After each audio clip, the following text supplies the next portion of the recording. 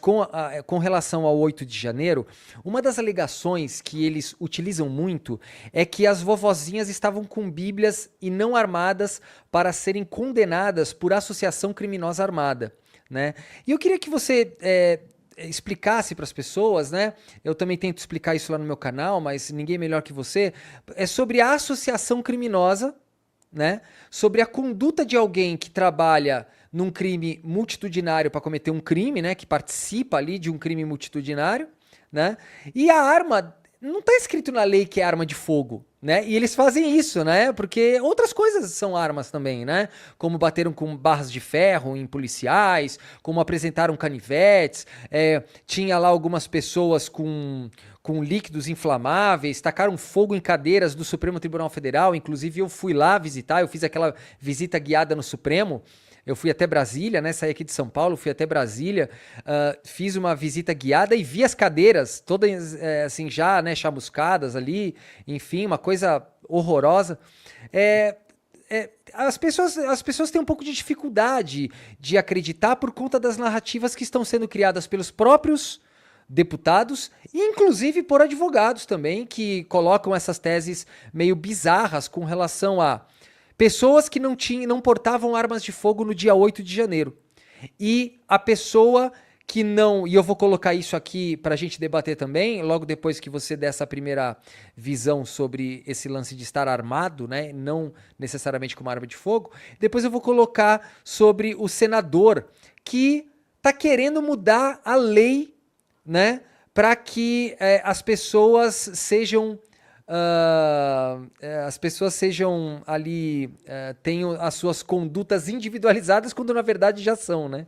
Então, fala um pouquinho sobre a associação criminosa e sobre a associação criminosa armada, né? Esse conceito de que se a pessoa não necessariamente deveria estar armada e não necessariamente teria que estar ali praticando a mesma coisa do outro quando está em associação, e as duas respondem pelo crime, né?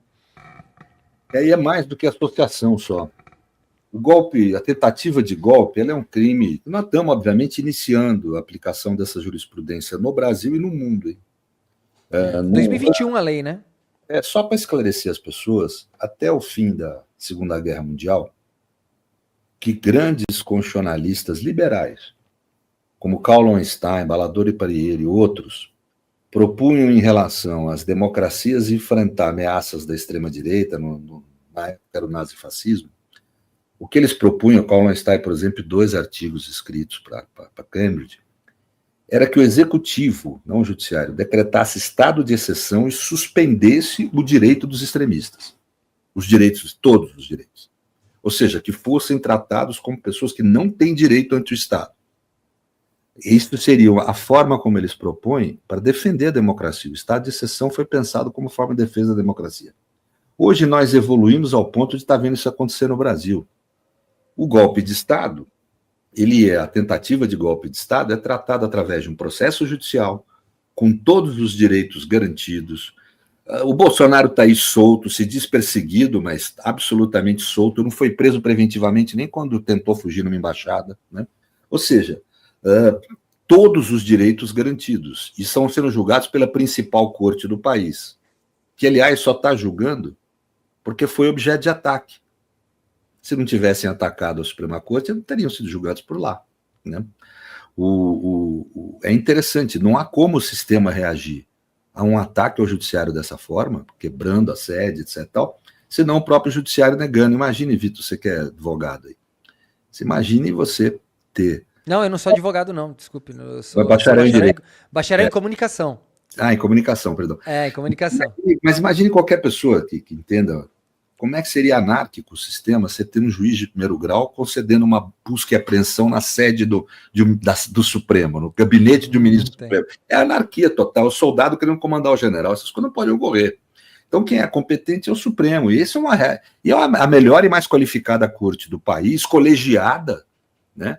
Você não tem julgamento por um juiz isolado, quer dizer, pelo amor de Deus, estão todos os direitos dessa gente, no sentido dos direitos essenciais da relação civilizada, estão sendo garantidos.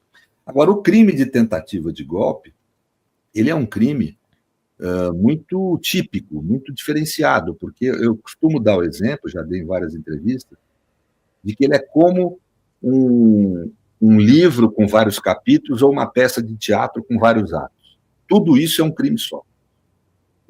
São várias condutas que vão sendo adotadas por um organismo e o relatório da PF mostra, de forma científica, factual, com base numa investigação democrática, com um sujeito só que foi preso, veja a Lava Jato, foram 300. Aliás, qualquer investigação no Brasil prendem dezenas, nesse caso não.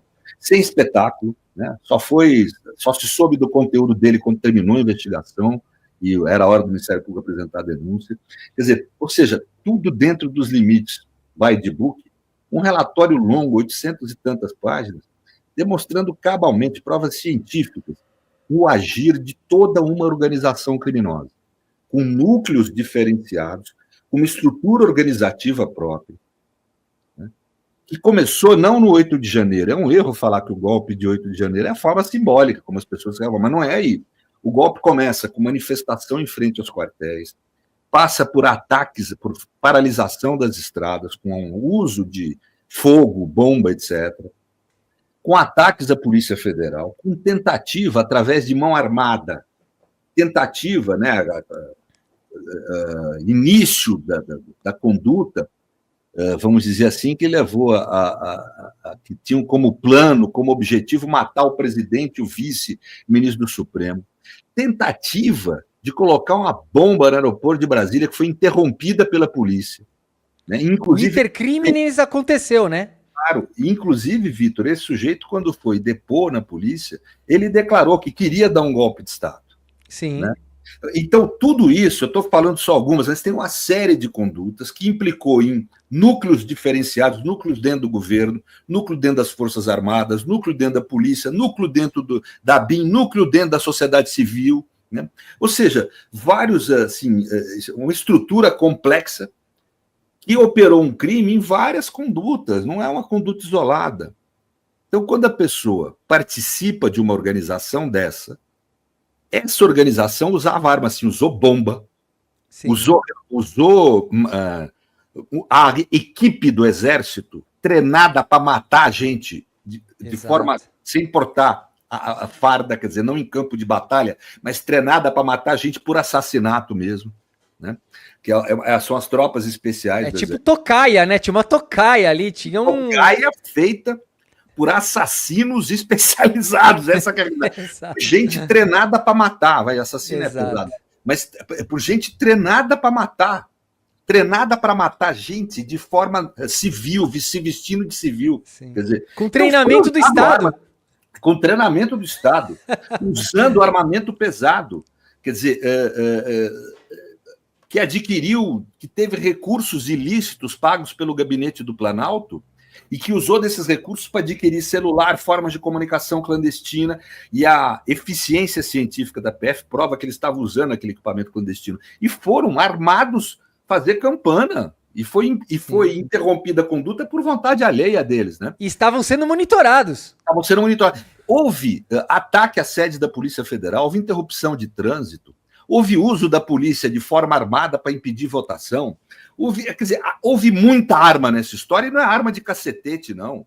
É arma pesada, é bomba, é armamento pesado. Quem participou dessa organização criminosa, mesmo que não tenha portado a arma, participou de uma organização que usou da arma para tentar um golpe de Estado. É uma organização criminosa armada, não é à toa. É a mesma turma, né? É a mesma turma. Agora, se você participou de uma organização criminosa golpista e essa organização criminosa usa arma, você responde por participar de uma organização armada.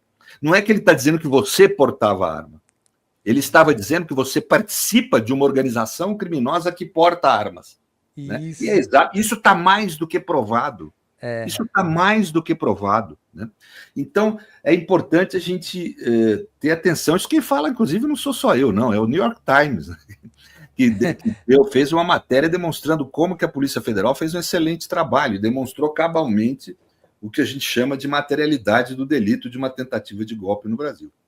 Isso, eu tava justamente lutando, né, para que as pessoas entendessem isso, e por isso que eu perguntei isso para você, porque o maior subterfúgio do Bolsonaro, né, a maior maneira que ele tá utilizando para enganar as pessoas é dizer que ele tava na Disney.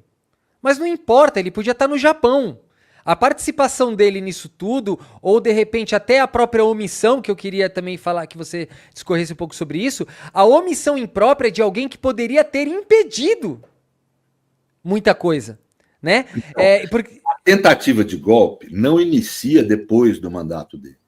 Ela se inicia durante o mandato. Vamos ler o relatório da Polícia Federal.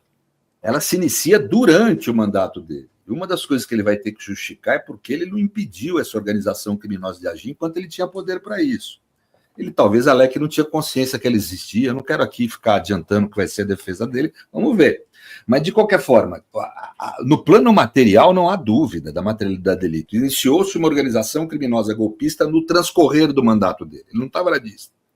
Ele não estava na Disney. Então nós temos que entender isso. Por isso que é um erro. Tem vários erros em a gente ficar sempre trabalhando a ideia de golpe como sendo o 8 de janeiro. Quer que eu te aponte outro? Isso, exato. Exato. Esse é o ponto, né? As pessoas, o Bolsonaro mesmo, ele usa essa técnica. Ele usa esse argumento.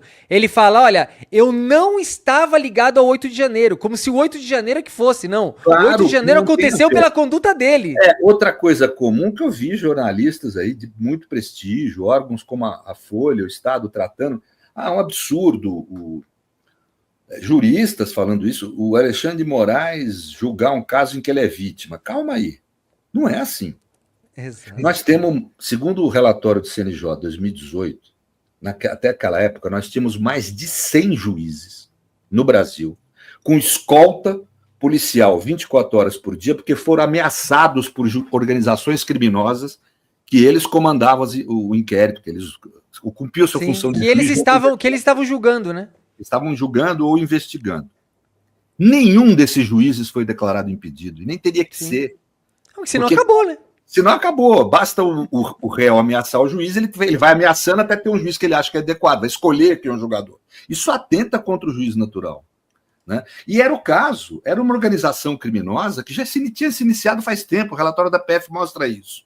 Quando o ministro Alexandre é ameaçado, ele já estava comandando a investigação sobre essa organização criminosa e foi ameaçado não por uma questão pessoal, não por ser a pessoa do Alexandre, mas por ser presidente do TSE de uma eleição que estava atacada por essa organização e por ser ministro do Supremo e foi atacado em razão do exercício da sua função.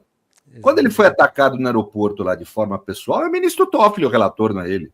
Mas nesse caso não, ele foi atacado em razão da função por uma organização criminosa que ele comandava a investigação. Se ele for julgado impedido nesse caso, terão que ser impedidos todos os juízes que comandam todas as investigações de organizações criminosas que foram de alguma forma ameaçados. São mais de centena no Brasil.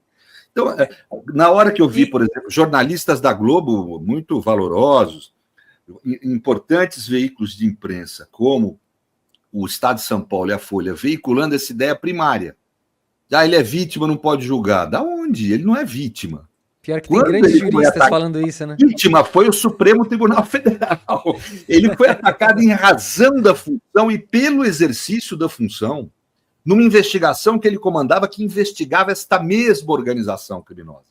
Então nós temos que sempre lembrar que no plano jurídico não foi o 8 de janeiro a tentativa de golpe, né? Ela foi o ato final. Ele se iniciou muito antes, essa organização já vinha atuando com essa intenção de cometer um crime, né? Não só com a intenção, mas como já preparando o cometimento de um crime, já estava nos atos de execução, né, desse crime há muito tempo. E o ministro Alexandre iniciou a investigação quando esses atos já transcorriam. E foi ameaçado em razão de exercer sua função, de ser presidente do TSE e de comandar essa investigação. Se fosse só Alexandre de Moraes, ninguém ia falar nada. Aliás, uma boa parte do Supremo foi ameaçado em vários momentos. Exato. Então estariam todos impedidos, quer dizer, ou quase todos. Então, realmente não me parece que tenha havido uma reflexão mais consistente em relação a esse assunto. Agora, se para considerar o ministro Alexandre impedido, então todos os juízes ameaçados por organização criminosa durante investigações do Brasil têm que se declarar impedidos. Né? Exatamente. Vai ficar fácil para a criminalidade, né? É claro.